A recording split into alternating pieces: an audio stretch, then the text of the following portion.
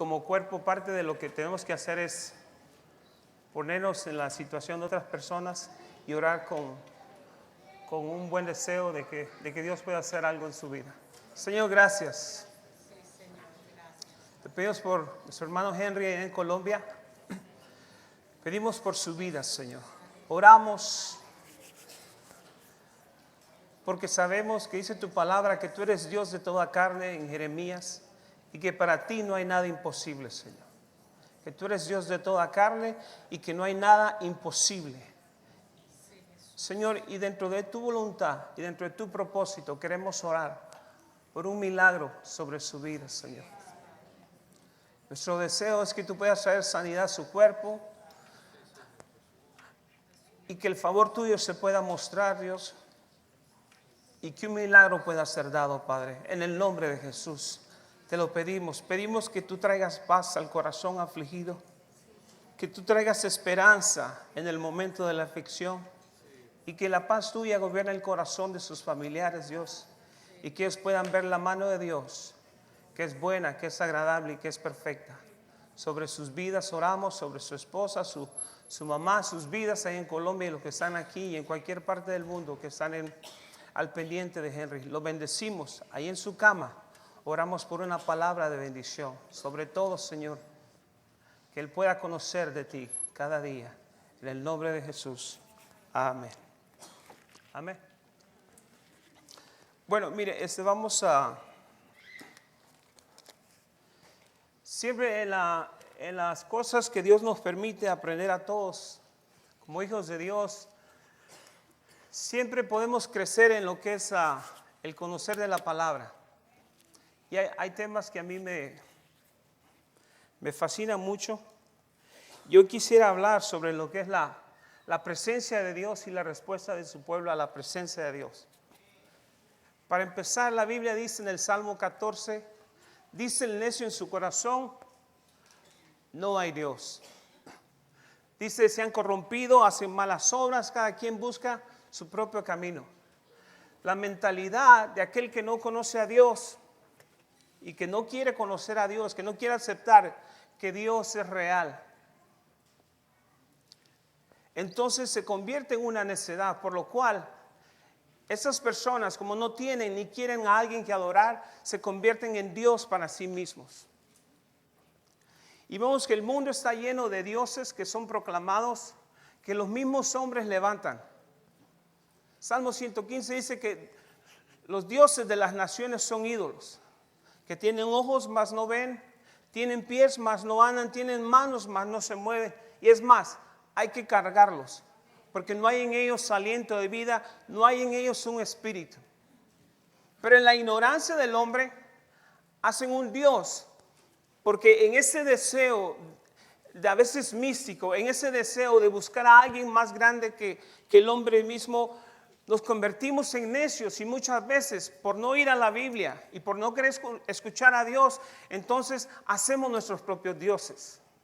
El que es ateo dice que no cree en Dios porque muchas veces en sus vidas tuvieron malas experiencias desde pequeños, entonces sus vidas están llenas de amargura y en su necedad y en su amargura y en su enojo dicen que Dios no existe.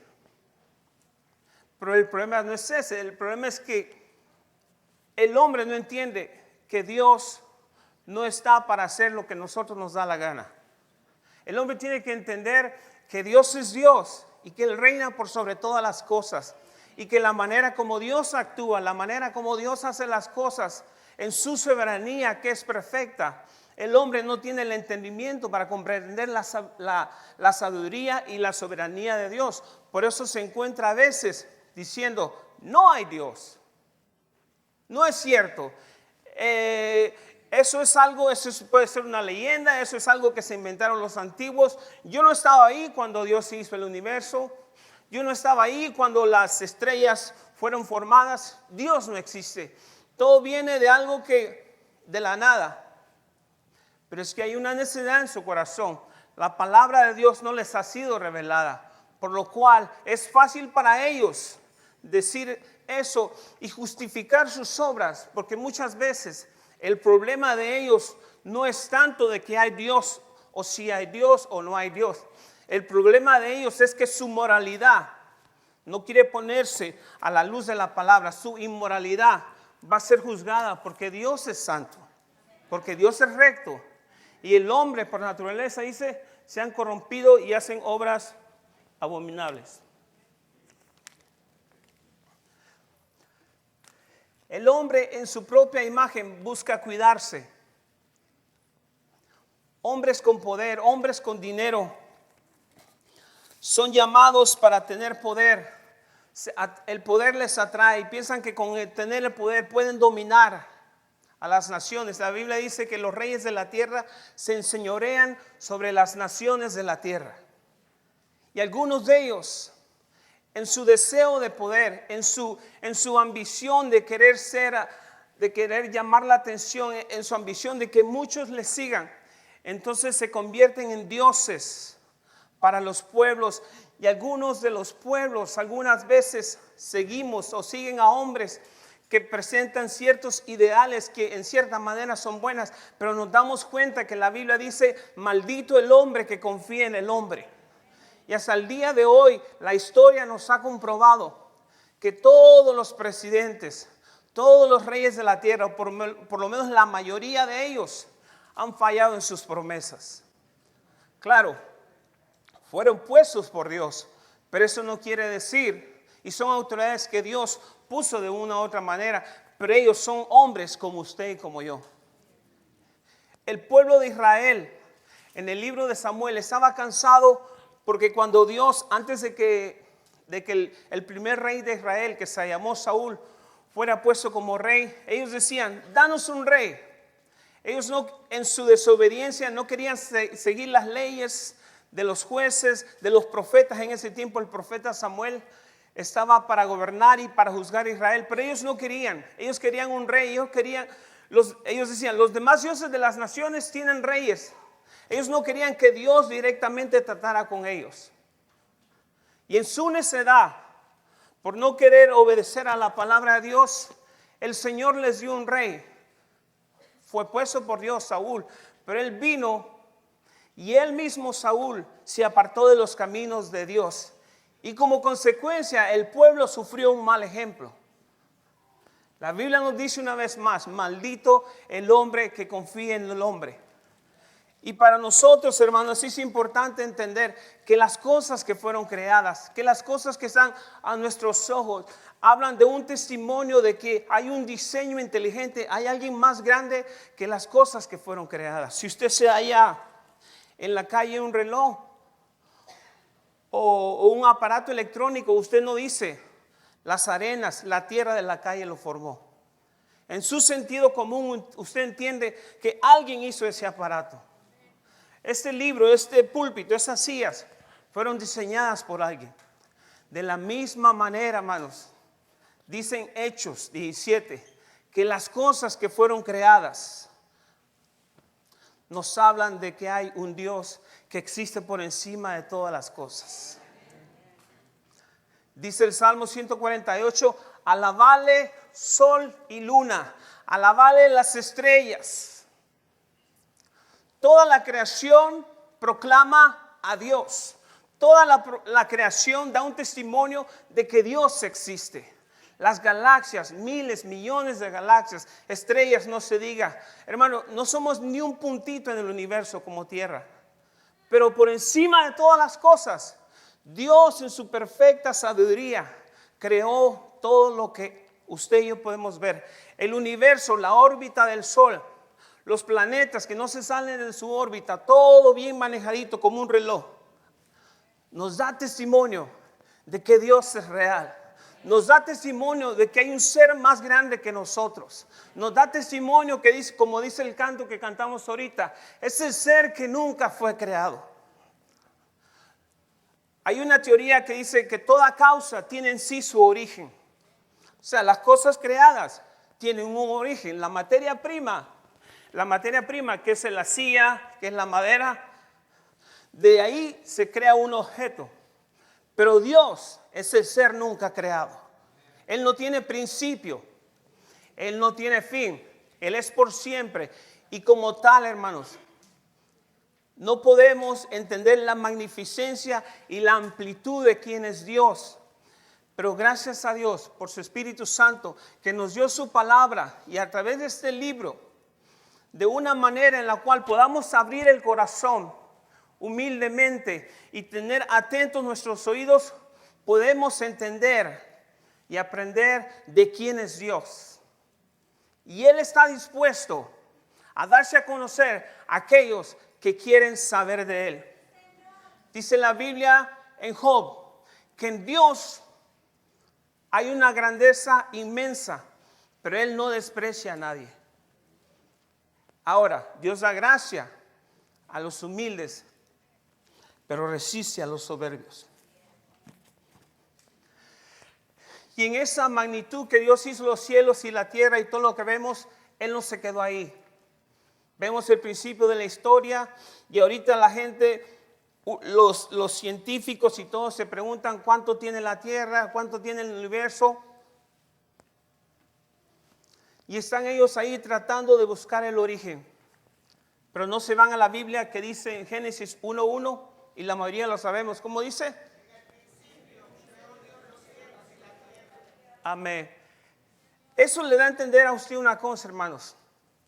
Las cosas que fueron reveladas a nosotros y que están en la palabra son las cosas que usted y yo necesitamos entender para saber quién es Dios. Y fuera de ahí, no podemos ni tratar de cuestionar, ni tratar de analizar en nuestra mente, pero ¿por qué Dios no hizo eso? No podemos especular sobre cosas que en nuestra mente no tiene la capacidad de poder hacerlo. No podemos tratar de encerrar a Dios en nuestra mente finita. No podemos tratar de encerrar a Dios en algo que va a ser imposible.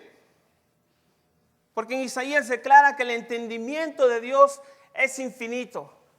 Y en Efesios dice que en Cristo están escondidos los tesoros de la ciencia y del conocimiento. Por lo tanto, si usted quiere tener sabiduría, si usted quiere tener conocimiento, si usted quiere aprender a ser sabio, si usted quiere aprender a ser una persona que entiende a Dios, usted necesita ir a la palabra. Usted necesita entender quién es Dios para que entonces usted pueda caminar de acuerdo a la voluntad que Dios estableció en su palabra y de acuerdo a esa voluntad usted poder aprender a adorarle.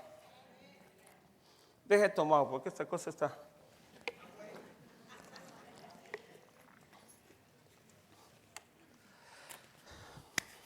Mire las manifestaciones de Dios. Esas nomás las voy diciendo. En Génesis 6, 14 al 18, todos conocemos la historia de Noé. Y Dios le habló a Noé y le dijo, construye un arca y mete tú a tu familia y 2 parejas de cada animal que hay en la tierra, porque yo mandaré un juicio sobre esta tierra. Dios se manifestó a Noé y la manera que fue la protección de Dios sobre Noé fue a través de un arca. ¿Qué pasó? Noé predicó por 120 años. Y fueron 120 años donde el mar o el agua más cerca estaba como a 300 millas. Imagínense, el arca pasaron 18 siglos, escuche bien, para que se construyera desde el arca de Noé un barco de los que ahora vemos, como un crucero, como esos cargos. Pasaron 18 siglos, sin embargo, lo de Dios no tiene sentido para la mente humana. Pero cuando la fe se envuelve en lo que Dios dice, hermanos, entonces el sentido común se hace a un lado y se vuelve en obediencia, porque la fe es obedecer. Y por la obediencia y por el creer en Dios, en esos 120 años que le tardó a Noé construir el arca, él y su familia fueron salvos. Dios existe y nos damos cuenta que Cristo es el arca de salvación para nosotros y en Él es donde encontramos refugio. Mire, en el Éxodo 40, usted puede leer todo el capítulo para los que están apuntando. Cuando ya Dios, a través de Moisés, el libertador, Él sacó un pueblo de casi 2 millones de personas de Egipto, imagínense, y los llevó por el desierto. Y dice que en el día con una nube para que no les dañara el sol, los protegió de las culebras, de los alacranes, de los escorpiones, de todos los animales que hay en el desierto. Y en la noche, una columna de fuego. Y pasó el tiempo y Dios les dijo que Él quería no solamente hacer eso, sino pero también manifestarse a su pueblo. Por eso Dios le dijo a Moisés que construyera un tabernáculo y le dio las especificaciones del tabernáculo. Todo eso está en Éxodo 40, lo puede ir leyendo.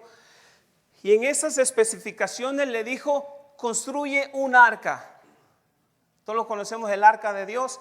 Y en esa arca de Dios estaba cubierta de oro, era madera, estaba cubierta de oro. Y esa estaba en lo que se llama el lugar santísimo, que en el tabernáculo antes consistía de 3 lugares. Los atrios, el lugar santo y el lugar santísimo. Y en el lugar santísimo era donde estaba la presencia de Dios simbolizada a través de un arca.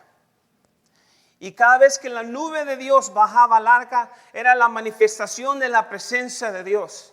Dios siempre se ha manifestado a su pueblo. Dios siempre se ha manifestado a los seres humanos. Pero dice el necio en su corazón que no hay Dios. Pero vuelvo a lo mismo. Aquellos que abren el corazón ante la grandeza de Dios pueden entender que sí hay Dios. Y a través del arca, junto con Noé, Dios los salvó. También a través del tabernáculo, que quiere decir el tabernáculo de reunión. Era como una tienda de muchas telas y muchos detalles que en ese día no podemos entrar en detalles. Pero a través de eso, por 40 años, cuando la nube se movía, había que cargar y armar y desarmar el tabernáculo, porque cuando la nube se movía era tiempo de moverse. Pero la presencia de Dios siempre estuvo con los israelitas. Y aún en su fidelidad, la primera generación que no entró a la tierra prometida, porque en su necedad, aún viendo que Dios abrió el mar rojo y luego mandó las 10 plagas e hizo tantas cosas en Egipto por ellos y los liberó. Aún con todo eso, dice la palabra, que su necio corazón no les permitió ver las obras de Dios. Y por esa necedad, aún siendo hijos de Dios, tenemos que tener cuidado, porque aún siendo hijos de Dios, aunque sepamos de la Biblia, aunque tengamos mucho entendimiento y mucho conocimiento, si el corazón, si la fe no está envuelta, lo único que escuchamos es letra. Y mientras la fe no está envuelta y la humildad no está envuelta, el Espíritu de Dios no puede hacer nada en nuestras vidas. Por eso la presencia de Dios para los israelitas era indispensable, pero ellos no lo pudieron ver así. Entonces fue la segunda generación, la generación de Josué, la que creyó a Dios y fueron los que tomaron la tierra prometida. Pero aún Josué les dijo que no claudicaran en 2 pensamientos. Josué 24:15 les dijo, no claudiquen en 2 pensamientos. Decidan a quién van a servir. Porque mi casa y yo serviremos a Jehová. Estamos en tiempos de decisión desde el día que hemos sido llamados a ser cristianos. Desde el día que usted dijo, yo acepto a Cristo como Señor y mi Salvador. Desde ese día usted ha decidido seguir a Cristo. Y la palabra en Pedro nos dice que nosotros no somos los que retrocedemos para perdición, sino los que perseveramos para salvación de nuestras almas.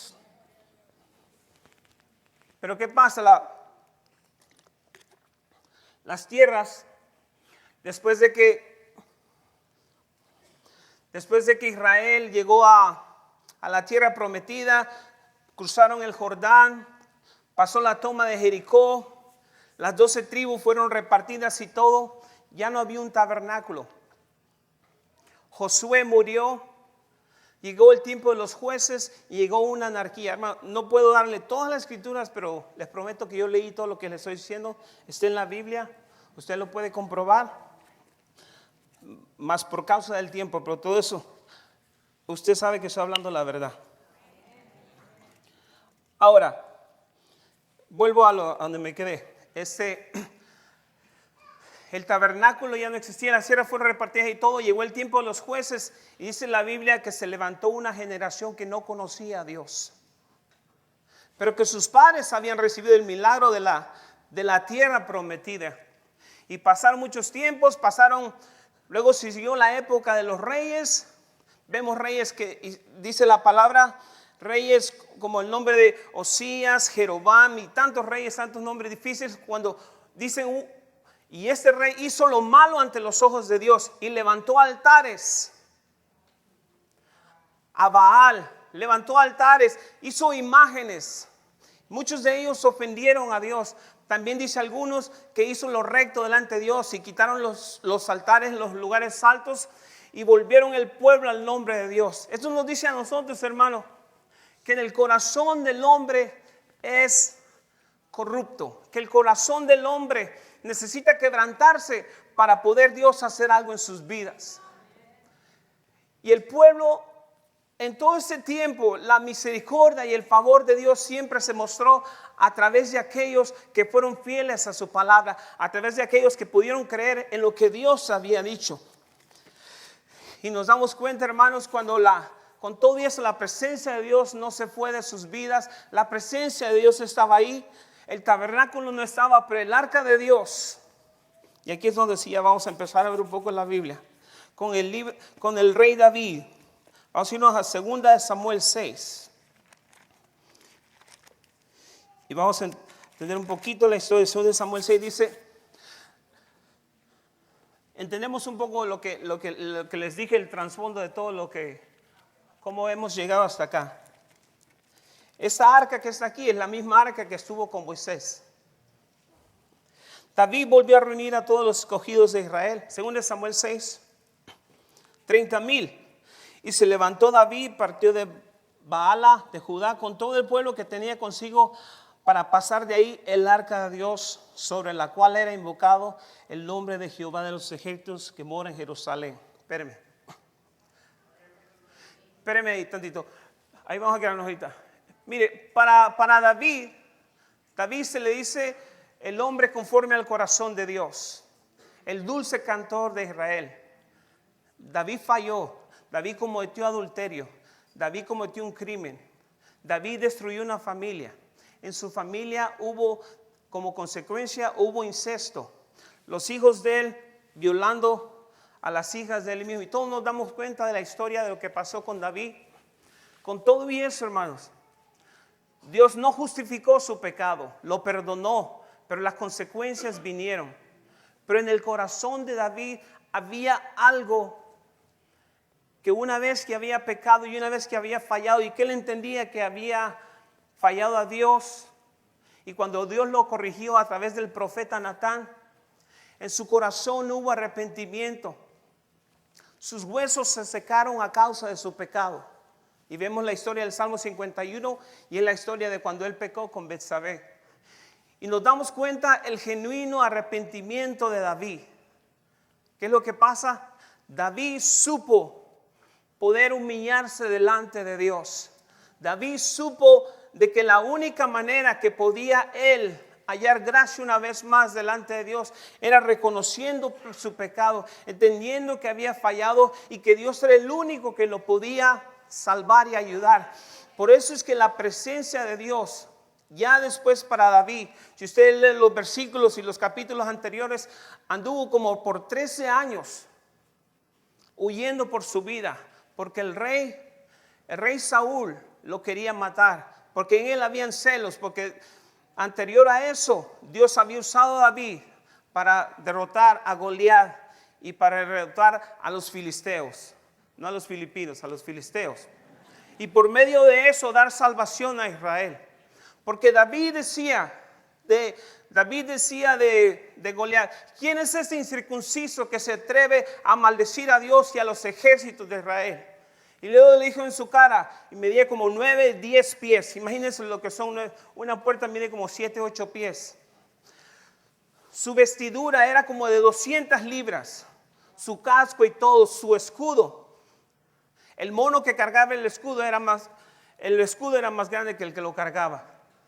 Pero él tuvo la fe y la determinación necesaria porque había conocido a Dios cuando cuidaba las ovejas y lo había Dios ayudado a librar de los osos y de los leones a las ovejas que él cuidaba cuando pastoreaba. Y le dijo, tú vienes contra mí con todas tus cosas, con espada y jabalina, mas yo vengo contra ti en el nombre de Jehová de los ejércitos, y Jehová te entregará hoy en mis manos, y serás carne para las aves del cielo.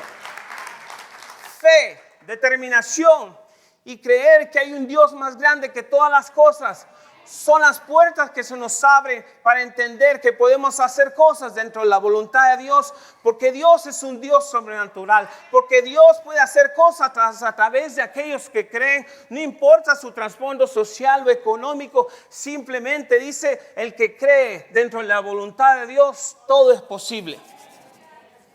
Entonces, para David era indispensable que la presencia de Dios viniera a Jerusalén. Jerusalén era la ciudad escogida por Dios. Y él había reinado en la ciudad de Hebrón por 10 años y luego reinó en Jerusalén como por otros 20 años. Y él quería traer el arca de Dios a Jerusalén, a lo que se llama el monte de Sión. Porque él sabía que Dios lo había librado de las victorias. Él sabía que Dios había sido fiel. Él sabía que Dios lo había perdonado. Entonces, en su deseo y en su amor, él quería ofrecer a Dios un lugar donde Dios pueda ser adorado, exaltado, bendecido y reconocido por él y por su pueblo. Mas nos damos cuenta que muchas veces las cosas que queremos hacer, aunque sean buenas intenciones, si no van de acuerdo a la voluntad de Dios, aún así Dios nos puede disciplinar. Mire más adelante, en el 3. Pusieron el arca de Dios sobre un carro nuevo y la llevaron a la casa de Abinadab, que estaba en el collado, y Usa y Ahío, hijos de Abinadab, guiaban el carro nuevo. Y cuando lo llevaban de la casa de Abinadab, que estaba en el collado con el arca de Dios, Ahío iba delante del arca, y David y toda la casa de Israel danzaban delante de Jehová con toda clase de instrumentos de madera, de haya, con arpas, salterios, panderos, flautas y címbalos. Dios es alegría, Dios es fiesta, Dios es seguridad, Dios es gracia, Dios es amor, y lo de Dios produce esto. Salmo 16, delicias hay a tu diestra y en tu presencia hay plenitud de gozo. ¿Qué es el gozo? No es que nos volvamos esquizofrénicos o como locos andemos por todos lados. Es la confianza y la seguridad que podemos estar alegres en las pruebas, en las luchas. Es la esperanza, es la expectativa de las cosas futuras que Dios tiene preparada para mí. Son las cosas que pueden producir gozo. Cuando estamos preocupados por la familia, por nuestros hijos, por el trabajo, por enfermedades, por aflicciones, por en medio de todo. La Biblia dice: confiad en Jehová perpetuamente, porque en Jehová el Señor está la fortaleza de los siglos. Isaías 26. Así es que Él, en su favor, si bien es cierto, permite que las pruebas vengan a nuestra vida con el propósito de Él poder manifestarse a través de las pruebas y hacernos entender que Él siempre ha tenido el control de nuestras vidas desde que decidimos venir a su redil.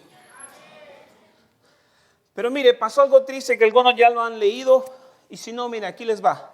Cuando llegaron a la era de Nacón, Usa extendió su mano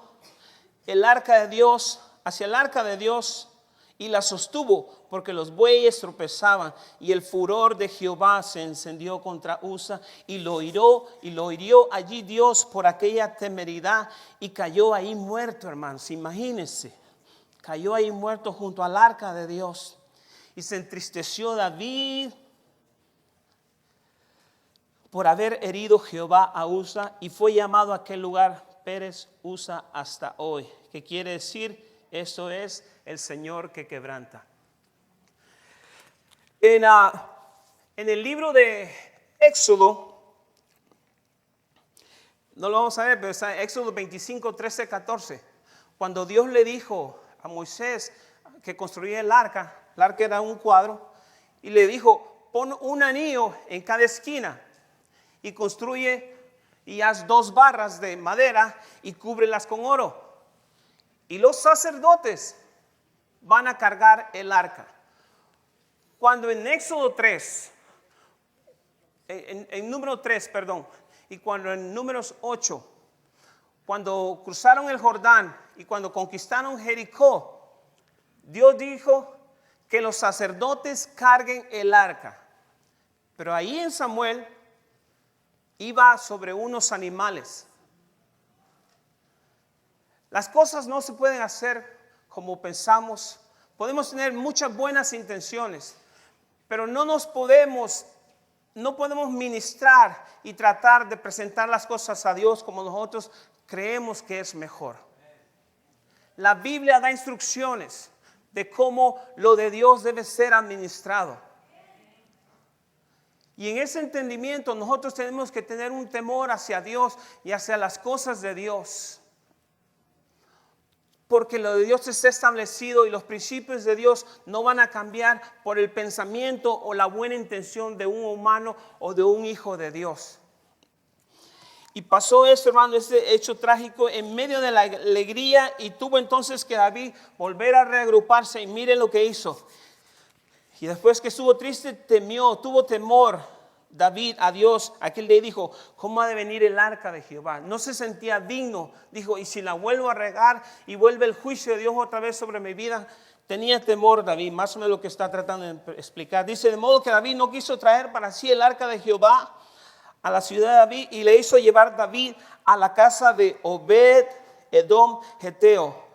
Y estuvo el arca de Jehová en casa de Obed Edom Geteo 3 meses, y bendijo Jehová a Obed Edom y a toda su casa.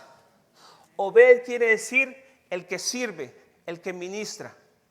Ese varón de Dios pudo entender, dentro de lo que Dios le dio entendimiento, la magnitud de lo que estaba pasando. Y David, lo más seguro, que por guianza de Dios, entendió que el mejor lugar para que de una manera temporal el arca de Dios estuviera fuera en la casa de Obed. Y en ese lugar estuvo por 3 meses. Y si usted y yo entendemos lo que la Biblia está diciendo cuando dice que Dios bendijo la casa de Obed, ¿por qué usted puede pensar eso? Porque había temor de Dios, porque había reverencia a Dios, porque había adoración a Dios, y porque sobre todo sabían que era el arca, para él representaba la presencia de Jehová de los ejércitos. Y Obed pudo ministrar a Dios por 3 meses. Y mientras la administración y el temor de Dios estuvo en su casa, Dios bendijo a Obed. Usted sabe que la bendición de Dios no viene cuando hay pecado.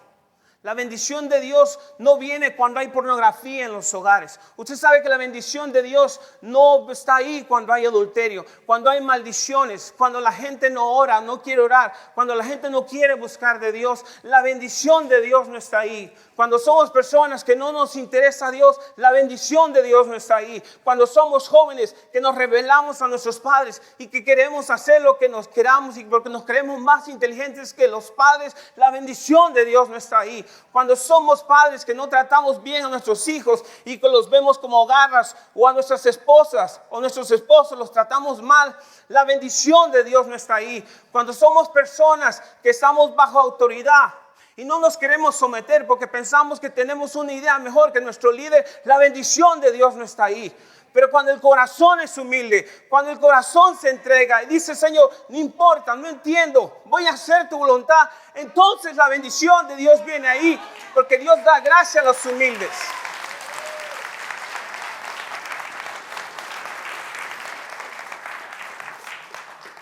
Si queremos la bendición de Dios en nuestras vidas, si queremos la bendición de Dios en nuestras casas, si queremos la prosperidad de Dios en nuestras casas, lo más seguro que hay cosas que tenemos que cambiar, empezando en nuestro corazón, empezando en nuestros pensamientos. Por eso dice la Biblia: renovaos en el espíritu de vuestra mente y comprobad cuál es la buena voluntad de Dios, perfecta y agradable. Y la voluntad de Dios no la tiene ningún hombre. La voluntad de Dios está escrita en su palabra, y en esta palabra están los estatutos para que el padre sepa corregir a sus hijos, para que el esposo sepa amar a su esposa, para que la esposa sepa dar lugar a su esposo, y para que los que son parte de la iglesia sepan cómo servir, sepan cómo amar a Dios y sepan cómo servir en el cuerpo de Cristo. Porque Dios no está jugando a la iglesia. Dios no está jugando, hoy estoy contigo, mañana no estoy contigo. Jesucristo dijo, yo estoy todos los días con vosotros hasta el fin del mundo. Pero en ese entendimiento, permítame, en ese entendimiento que Dios está con nosotros, hay una responsabilidad de santidad. El salmista dijo, la santidad viene a tu casa. ¿Quién entrará en tu santuario? ¿Y quién morará con las llamas eternas? El limpio de manos, el de corazón puro, el que no ama las vanidades y que sepa amar a Dios. ¿Quién va a sobrevivir en medio de esta generación que es perversa y maligna? Solo aquellos que pueden resplandecer como luminares. Solo aquellos que saben que confiando en Dios se va a salir adelante. Solo aquellos que entienden que lo de Dios es verdad van a salir adelante. El mundo ofrece cosas y algunas de ellas son llamativas. Pero la Biblia dice que nada se puede comparar con Dios. La Biblia dice que todo lo que el mundo, en 1 Juan dice que los deseos del mundo y el amor al mundo y la vanagloria y los deseos de la carne y la vanagloria de los ojos pasan. Pero los que aman a Dios permanecen para siempre porque ellos hacen su voluntad. Y en esa voluntad de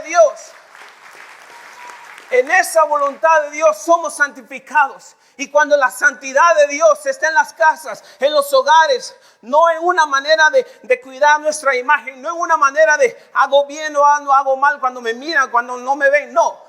En la manera que dice la palabra, que el temor de Dios es apartarse del mal. Y cuando nos apartamos del mal, la bendición de Dios está sobre nosotros. Y el enemigo no tiene parte sobre nosotros. El enemigo no nos puede acusar. El enemigo podrá decir que te robaste y que hiciste aquí y que eres mentiroso y todo. Pero si la Biblia dice que procuremos tener una conciencia limpia delante de Dios y que nos examinemos a nosotros mismos si estamos en la fe. Y en esa conciencia que es redarguida por el Espíritu Santo, usted y yo sabemos si estamos bajo el temor de Dios. Usted y yo sabemos si lo que hacemos es religión o simplemente actividad religiosa, pues una vida de abundancia. Usted y yo sabemos cuando nos encerramos en el cuarto, cuando nadie nos ve, qué es lo que nuestros pensamientos nos dictan, qué es lo que nuestra conducta de acuerdo a nuestros pensamientos, qué es lo que pensamos de Dios, qué pensamos de las cosas que Dios nos ha dado, qué pensamos de las oportunidades que Dios nos permite tener para darle gloria. Pero en eso, hermano, el temor de Dios tiene que estar sobre los hogares para que la bendición de Dios no se aparte. Y no solo 3 meses, todos los días de tu vida, mientras tú vivas, con todo y que falles, con todo y que yo falle, con todo y que yo peque, con todo y que a días fallo y a veces no me levanto con el pie derecho y todo me sale mal. Con todo y eso, hermano, Dios es fiel. Con todo y eso yo puedo vivir para Dios. Con todo y eso yo puedo ir en contra de los valores de este mundo que proclaman la inmoralidad, que maldicen a Dios y que promueven cosas que no hacen bien a la familia, sino que están separando, están destruyendo las familias, están destruyendo la relación entre Dios y el hombre, están destruyendo la relación entre los padres y los hijos. Con todo y eso, padres, madres, hijos, niños, señoritas, jóvenes, ancianos, tenemos una responsabilidad individual delante de Dios. Y eso se llama atender al llamado de la palabra. Eso se llama escudriñar las escrituras. Eso se llama temer a Dios y darle gloria.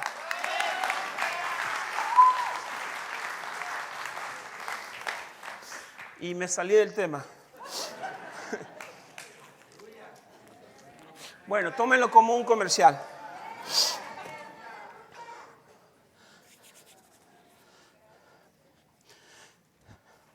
David, en medio de las guerras, en medio de que salía a la guerra y todo, no dejó de pensar en Dios.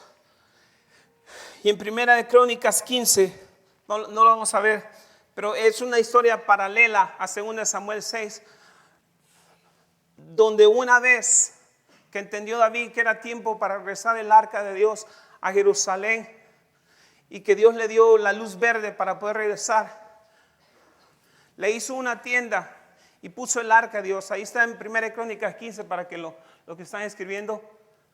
Y dice la Biblia en Crónicas que lo primero que hizo David cuando el arca fue llevada a Jerusalén, al monte de Sión, fue que empezó a ofrecer sacrificios. Y David era un músico por llamado, un adorador. Y él entendió que el adorar a Dios a través de la música era importante e indispensable porque era una manera de reconocer a Dios. Por eso cuando usted y yo, hermano, ven las pantallas y ven la palabra ahí, que es una palabra cantada, es una oportunidad para que usted y yo adoremos a Dios. De repente usted no entiende el canto o no le gusta el canto, pero con todo el respeto que usted se merece, no son para usted, no son para su beneficio, no son para que los músicos se sientan bien porque usted levanta las manos, no son para que nosotros digamos hicimos buen trabajo cuando ustedes gritan con júbilo. No, hermanos, esto es para que usted, a través de la palabra cantada, usted aprenda a bendecir a Dios, usted aprenda a glorificar a Dios, y usted entienda que cuando usted está cantando a Dios tiene que hacerlo con el entendimiento, porque Dios le ha dado a usted, que lo hizo conforme a su imagen y semejanza, le ha dado inteligencia. Cuando dice en la Biblia que Dios sopló de su espíritu, quiere decir en el original que Dios sopló intelecto, entendimiento, inteligencia. Y en esa inteligencia, hermanos, que viene por favor y gracias a Dios, cuando la palabra se usa para glorificar a Dios, lo estamos haciendo conforme a la voluntad de Dios. Por eso la Biblia dice que los que adoran a Dios tienen que ser en espíritu y en verdad. ¿Qué es lo que está dando a entender? Una persona que vive en pecado, una persona que comete pecados, no tiene un espíritu vivificado, por lo cual no puede adorar a Dios con su cuerpo, simplemente porque nuestro espíritu está muerto a causa del pecado. Entonces, para usted poder adorar a Dios, usted tiene que asegurarse que, como dice Isaías 57, que Él habita en la eternidad con el corazón humilde y con aquel que es contrito y humillado de espíritu, para hacer vivificar el espíritu quebrantado. Entonces, en ese entendimiento, hermanos, usted puede adorar a Dios desde su espíritu, usar sus emociones, usar su cuerpo y expresarlo a Dios.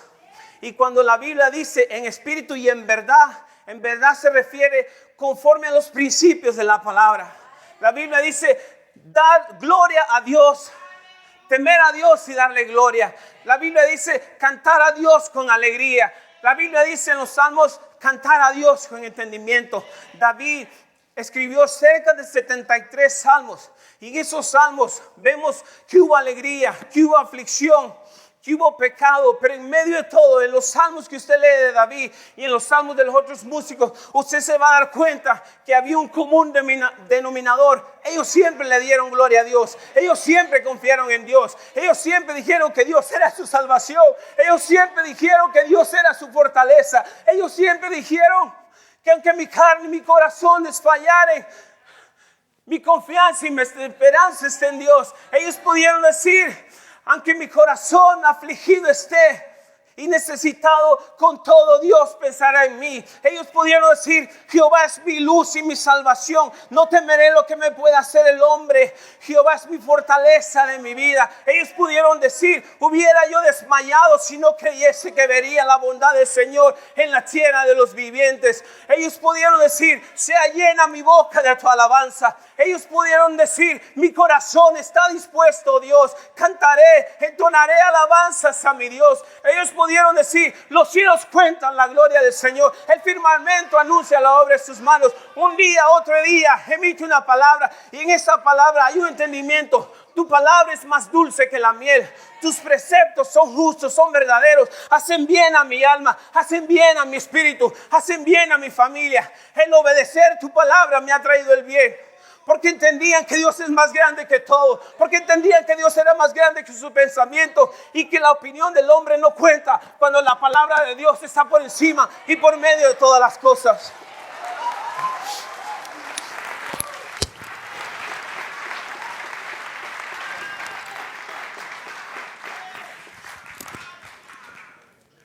Ya tumbé esta cosa.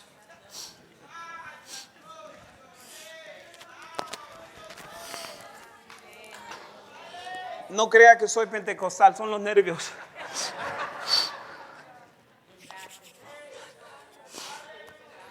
David supo darle gloria a Dios. Y la mujer de David al final de la historia, en 2 Samuel o en 1 Crónicas, Mical, ayúdame. La mujer, Micaela, no, esa no. Perdón. Mical, se escuchan banda ustedes.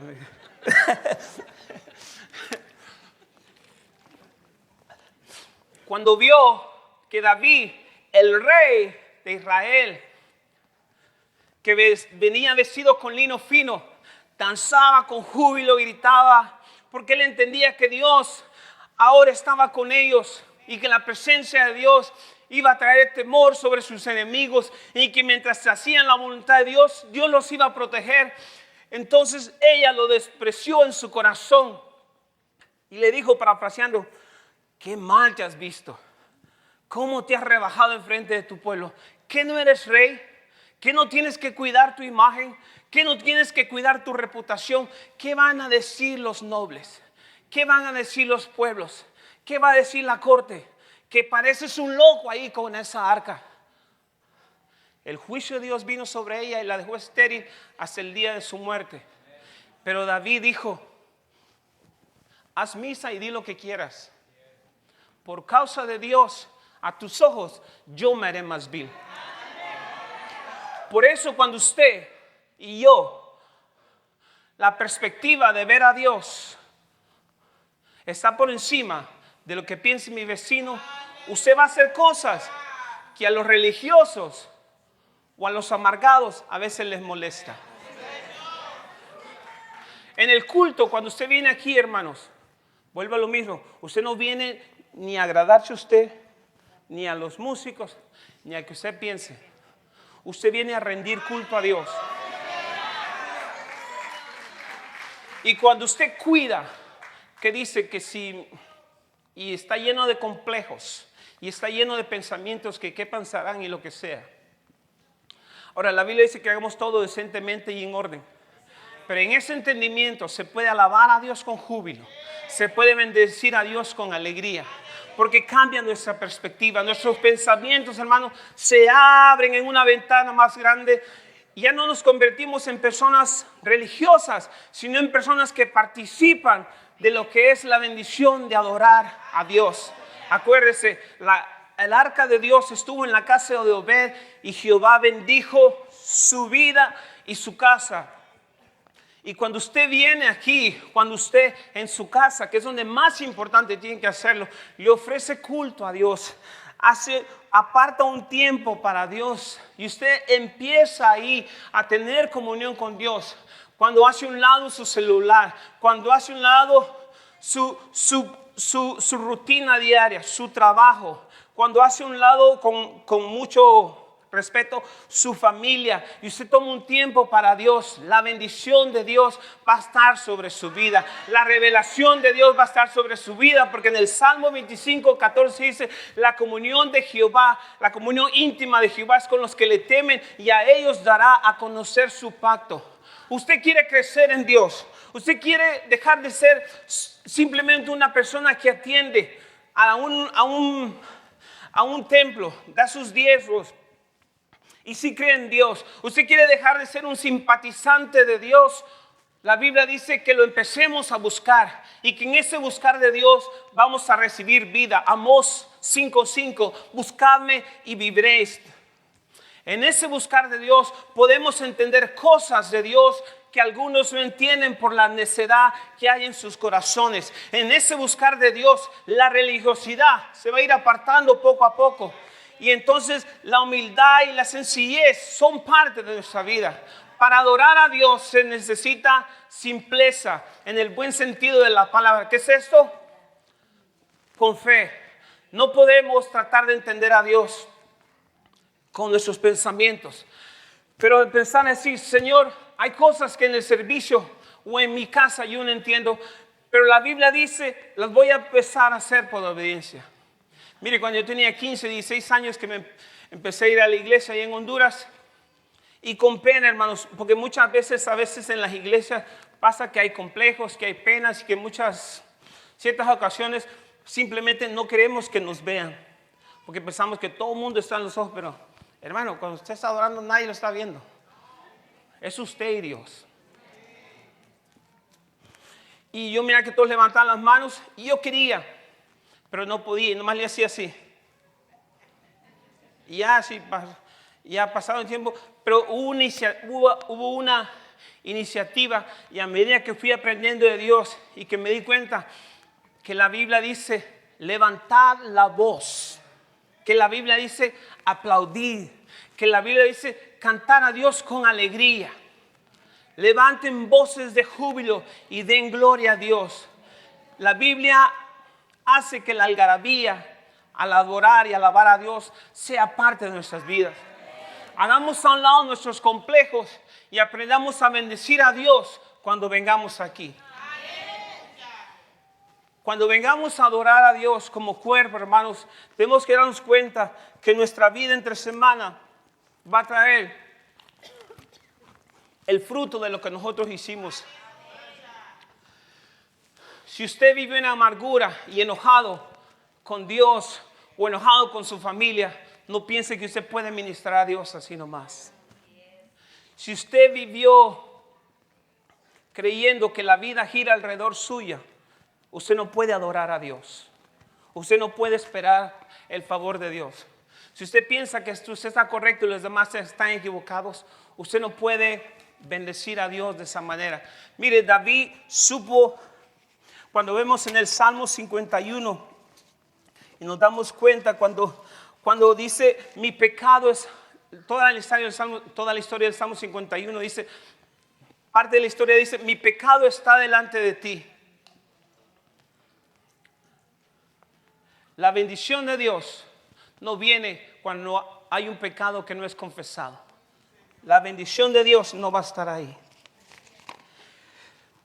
Y en ese sentido, hermano, entendiendo, ya volviendo al tema, ya para ir aterrizando, en ese sentido, cuando David trajo el arca de Dios y la estableció en el monte de Sión, imagínense, casi 4,000 cantores, día y noche, sacrificios, alabanza, adoración, exaltación a Dios. No había un segundo, no había un minuto donde no se le daba gloria a Dios. Y por eso Dios, de una manera, porque Dios, cuando la gente puede adorar a Dios de la manera que Dios lo dicta, entonces la bendición de Dios viene sobre su vida. En ese sentido, Dios le dijo a David que sobre su trono, de su descendencia, iba a salir la simiente que reinaría por todas las generaciones. Jesucristo, de una manera biológica, viene del linaje de David. Por eso, si usted escuchó el canto de ahorita que cantamos, que decía, es el hijo de David. ¿En qué sentido? Que de esa genealogía y por la obediencia que tuvo David para con Dios, y porque David se aseguró que Dios era primero, la bendición de Dios sobre David estuvo sobre sus generaciones. Y sobre el trono de David su padre, dice en Isaías, reinará Dios para siempre. Cuando Cristo, si bien es cierto, en los lugares espirituales Cristo ya reina, de una manera física no lo vemos, pero en el libro de Pedro declara que Él bajó a las partes más bajas del infierno y predicó a los espíritus inmundos, no para que se arrepintieran, sino para decirles que Él había muerto en el Calvario, pero que también iba a resucitar en el tercer día, y que la hora le arrebató las llaves de la muerte y del pecado al diablo. Y entonces Él fue levantado, dice en Efesios, y subiendo a lo alto, llevó cautiva la cautividad. Dios nos libró del pecado, Dios nos libró de la maldición, de la muerte, del infierno. Y todo aquel que cree en Jesucristo tiene vida eterna. Todo aquel que cree en el Hijo puede recibir salvación. Y todo aquel que adora al Hijo puede recibir la bendición de Dios. Por eso dice en Apocalipsis, cuando vemos en Apocalipsis 4, cuando habla de la adoración celestial, y habla de una multitud de millares y de millares que no se podían contar, y en medio de eso toda la multitud decía, aleluya, digno eres de recibir la gloria, porque tú con tu poder creaste todas las cosas, y por tu poder y por tu voluntad fueron hechas. El Cordero es adorado, el Cordero es exaltado en Apocalipsis, el Cordero es exaltado a través de los salmos, a través de los evangelios, a través de las 14 epístolas que hay de Pablo y de varios de los apóstoles tesalonicenses, a través de Santiago. Cristo es adorado. En el libro de Hebreos se nos presenta a Cristo como el sumo sacerdote de nuestras almas, pero también se presenta como el Rey que es adorado, como el sacrificio perfecto, como el sacrificio eterno, donde ya no hay necesidad de redención, porque lo que Cristo hizo en la cruz del Calvario fue una vez y para siempre. Por lo cual se nos llama a nosotros a ministrar a Dios, se nos llama a nosotros a darle gloria a Dios. Y cada oportunidad que usted y yo tengamos para bendecir a Dios, para dar gracias a Dios, para glorificar a Dios, hermano, no pierda su oportunidad de bendecir a Dios, porque la bendición de Dios está sobre aquellos que le temen, porque la bendición de Dios está sobre aquellos que adoran su nombre, porque la bendición de Dios está sobre aquellos que desean que su vida sea un altar de bendición para Dios, que su vida sea no solamente el cuerpo biológico, la vida biológica, sino que, como dice en Corintios 3:16, que somos templo del Espíritu Santo y que el Espíritu de Dios mora en vosotros, por lo cual dice que limpiemos nuestro templo, que no dejemos que la inmundicia esté en nuestro templo, porque ahora Dios, en Hechos 17, dice, siendo creador, si lo quieres poner, Hechos 17:28, siendo creador del cielo y la tierra, Él no habita en templos hechos por manos de hombres. ¿Dónde habita Dios? En nuestro espíritu. En nuestro corazón, en nuestra vida habita Dios. Y en ese corazón, que es usted y yo, ahí es donde empieza a brotar la adoración. Ahí es donde empieza a brotar la gratitud. Ahí es donde empieza a brotar el deseo por las cosas de Dios. El deseo de su palabra. El deseo de vivir rectamente. El deseo de ser unas familias que aman y temen a Dios. Y el deseo de ir en contra de todo aquello que maldice y que ofende a Dios. Somos un pueblo que va de poder en poder. Somos un pueblo, de acuerdo a Pedro 2:9, un linaje escogido, una nación santa, un pueblo de sacerdotes. Y el trabajo del sacerdote es ministrar. Y su trabajo suyo es ministrar a Dios. No tiene que tener un título, no tiene que tener una posición dentro de la iglesia. Simplemente entender que usted es llamado para hacer bendición a Dios. Usted es llamado para dar gloria a Dios, porque usted ha sido redimido por la sangre del Cordero y porque el Espíritu de Dios mora en usted. Y ese Espíritu que está vivificado en usted ahora le guía para poder adorar a Dios cuando nadie le ve, cuando usted no sienta, cuando usted piensa que no hay esperanza. Adore a Dios, bendiga a Dios. Mire en el Salmo 32 dice que con cánticos de liberación me rodearás. Déjenle explico este versículo, porque muchas veces a través de los templos y de las iglesias, y eso no es señalar a nadie, es simplemente lo que la Biblia trata de explicar. Dice que con cánticos de liberación me rodearás. ¿Qué es lo que está diciendo eso? El original de este versículo, hay una palabra que dice escape. Cuando usted y yo estamos en situaciones que sabemos que no se puede salir de ahí, que la parte humana y el esfuerzo humano se acabó, que sabemos que no hay por dónde. Usted mismo sabe su situación, no tengo ni que mencionarla. Pero en esa situación, cuando cantamos y nuestro canto refleja no una queja, nuestro canto refleja no una amargura, ni mucho menos ¿cómo se diría? Un negativismo. No estoy hablando del positivismo tampoco, ni la fuerza de la mente. Estoy hablando de la palabra de Dios. Pero que nuestro canto refleja confianza, alabanza y gloria a Dios. Y ese canto va acompañado de fe en lo que Dios puede hacer. Entonces mis pensamientos y mis argumentos que hay en mi mente son limpiados por la palabra que toma lugar en mi vida. Porque la fe viene por el oír y el oír por la palabra de Dios. Y cuando escucho la palabra y veo y entiendo que lo que Dios es cierto, entonces mi vida se libera de esos argumentos y yo puedo alabar a Dios con gratitud. Yo puedo alabar a Dios con libertad. El problema no se va, la situación económica no se va, mis enemigos no se van, el diablo no me va a dejar en paz. Pero mientras mi vida se enfoca en Dios, mi vida está trabajando desde los lugares celestiales, desde los lugares de autoridad. Y desde esos lugares yo puedo ministrar a Dios. Y en un mundo que es normal, yo puedo moverme en lo sobrenatural, porque mi vida se mueve por fe, mi vida se mueve por lo que Dios dice, mi vida se mueve por lo que Dios ya estableció en mí. Mis hijos y mi familia están bajo la cobertura de Dios. Entonces yo puedo alabar, yo puedo bendecir, yo puedo levantar mis manos y yo puedo decir: tú eres mi roca, tú eres mi fortaleza, tú eres mi ayuda, y en ti yo puedo confiar todos los días de mi vida. Entonces usted es liberado. Entonces usted es fortalecido. Entonces el Espíritu renueva las fuerzas delante de usted.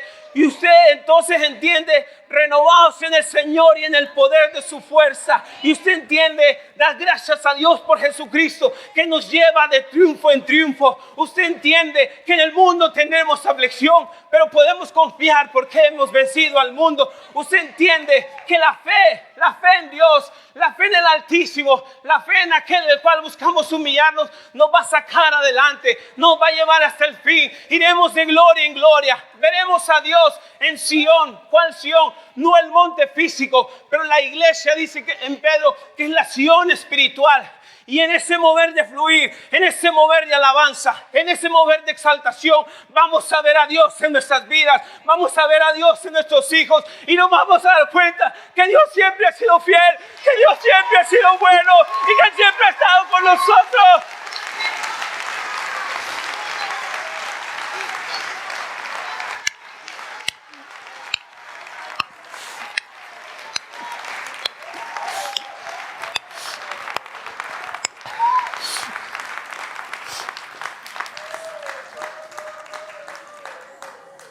Por eso David dijo en el Salmo 34: bendeciré a Jehová en todo tiempo, su alabanza estará de continuo en mi boca.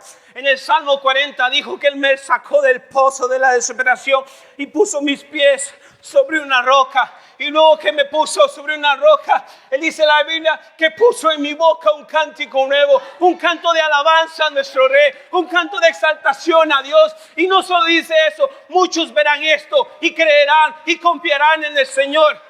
Nuestra vida de alabanza y adoración a Dios es un testimonio para aquellos que nos ven. El mundo canta de sus amarguras. El mundo canta de que se quiere suicidar, de que quiere muchas mujeres, de que quiere adulterio, de que el hombre se quiere acostar con un hombre. El mundo canta del abuso a los niños, pero nosotros vamos a proclamar la presencia de Dios, la santidad de Dios.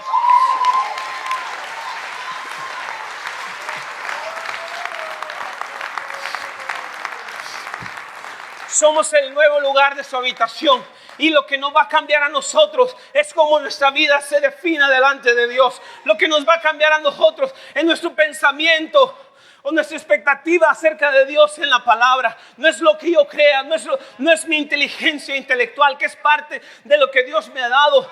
Pero lo que me va a cambiar a mí es cómo yo dejo que Dios trate en mi vida. Es como yo dejo que Dios me guíe. Es como yo dejo que yo pueda humillarme y quebrantar mi corazón delante de Dios. Salmo 51, 17 dice: el espíritu contrito y humillado no despreciarás tú, oh Dios, porque los sacrificios de Dios son eso. Y en esa bendición, hermanos, y en ese favor y en ese deseo, no es algo que se consigue con un puesto en la iglesia. No es algo que se consigue porque tú eres favorito de Dios. La salvación es gratis y por la salvación usted no tiene que hacer nada. Pero para usted y yo conocer a Dios tenemos que pagar un precio. Y ese precio se llama apartarnos para Dios. Cuando la Biblia habla de iglesia, el término iglesia dice sacados fuera del mundo, no del mundo físico, pero del sistema del mundo, de lo que es la corrupción. Por eso dice en Filipenses 2:13: en medio de una generación que es perversa y que es maligna, resplandecéis como luminares en este mundo. Entonces se muestra que en esta generación que es perversa y maligna, la iglesia de Cristo está resplandeciendo. Isaías dice, levántate, resplandece, porque ha venido tu luz, la luz de Cristo sobre tu vida, porque cubrirán, las naciones serán llenas de tinieblas, mas sobre ti, sobre tu familia, sobre tus hijos, sobre tu trabajo, sobre tu descendencia, amanecerá la gloria de Dios. Yo necesito la gloria de Dios. Yo necesito al Padre. Yo necesito la guianza del Espíritu. Yo necesito que Dios toque mi vida. Yo necesito que Dios me ayude a ser un buen esposo, a ser alguien que sirve a Dios en la iglesia. No por conveniencia, no porque me vean, sino porque quiero ser un siervo de Dios. Porque usted también, usted está aquí y yo estamos aquí, hermanos, para darle gloria a Dios. Eso no es una competencia de qué ministerio es mejor, o de quién hace menos, o quién hace más, o quién es más santo, o quién atiende más a la iglesia, o quién diezma más, o quién hace mejor trabajo a los ojos de los hombres. Eso se trata, que en el corazón Dios esté haciendo una obra, porque cuando la obra de Dios está manifestándose en el corazón, Dios recibe gloria. Y por eso dice Mateo, que vuestras obras resplandezcan delante de los hombres, para que glorifiquen a Dios por su obra en sus vidas. Si Él es digno de la gloria, si Él es digno de la gloria, dele alabanza, dele exaltación, bendiga el nombre de Dios, glorifique su nombre, exalte a Cristo. Que su corazón sea para Dios, que su corazón sea para glorificar al Padre, que su corazón sea para humillarse en la presencia de Dios, que su corazón tenga el deseo y el entendimiento de ser un corazón limpio, para que su vida sea usada, para que su vida sea un instrumento en las manos de Dios. Nomás le leo un versículo más, Apocalipsis 19. Usted sabe que el reino de Dios se establece a través de la proclamación del Evangelio. Y cuando la proclamación del Evangelio se da, es el único poder que cambia las vidas. Los milagros son buenos y son parte de lo que Dios hace. Pero los milagros no cambian las vidas. Lo que cambia las vidas es la palabra de Dios. Lo que trae convicción de pecado es la palabra de Dios. Y la palabra de Dios dice que un día que muramos, el día que muramos, y cuando Dios habla en Apocalipsis que hay un cielo nuevo y una tierra nueva y el mar ya no era más, pero habla en el capítulo 19, en la preparación de las bodas del Cordero, dice, y vi una gran multitud que no se podía contar, de millones y millones de millares. Es nuestro lugar. Y cuando la Biblia habla de eso, dice que todos decían, aleluya, salvación, honra y gloria son de nuestro Dios. En el cielo, ya en el cielo físico, cuando estemos en el reino de los cielos, ahí ya no hay queja, ahí se va a ir el dolor, porque Dios dice que Él va a enjugar toda lágrima y todo dolor será quitado.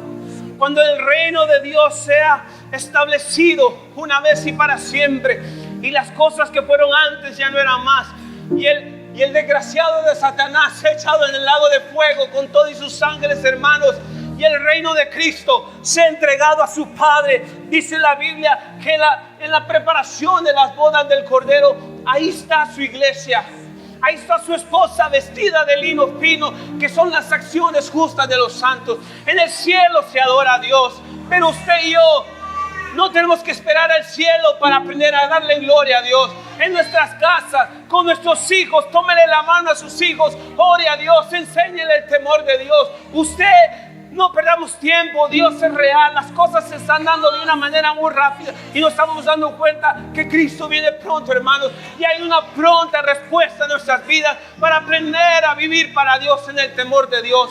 Cuando venga aquí, aprenda a darle gloria a Dios. No es su beneficio, diga, no es mi beneficio, es la gloria para Dios. Cuando levanto mis manos, doy gloria a Dios. Cuando abro mi boca, doy gloria a Dios. Cuando canto la palabra, doy gloria a Dios. Apréndase los cantos, apréndase las alabanzas, lea la Biblia, deje que el Espíritu lo guíe y usted se va a convertir en un adorador, en espíritu y en verdad. No necesita un instrumento para adorar a Dios. Necesita un corazón con fe. Necesita entender que la palabra y el Espíritu Santo son la guía para que usted adore a Dios. Y si usted puede vivir en adoración, como Dios bendijo a la casa de Obed, como Dios bendijo a David, por generaciones, hermano, Dios va a poder bendecir nuestros jóvenes, nuestros hijos, nuestras vidas, nuestros ancianos. Y vamos a hacer una iglesia que tiene problemas, que tiene carencias, que tiene limitaciones, pero que es una iglesia, como dice el Salmo 84, que va de poder en poder. Y vamos a poder ver a Dios en nuestras vicisitudes y vamos a poder aprender a darle gloria a Dios. Denle un aplauso a Dios y que Él reciba gloria.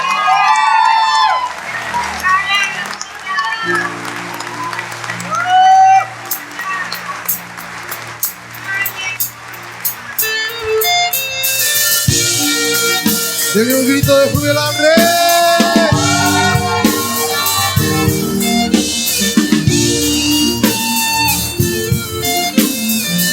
Vamos a cantar con entendimiento, dígale. Viene a reinar sobre los suyos. Viene mostrará su gloria a las naciones. Es sin ser nunca creado, su bondad es infinita. Dígalo, declárenlo. Él es antes del principio, se podrá comparar.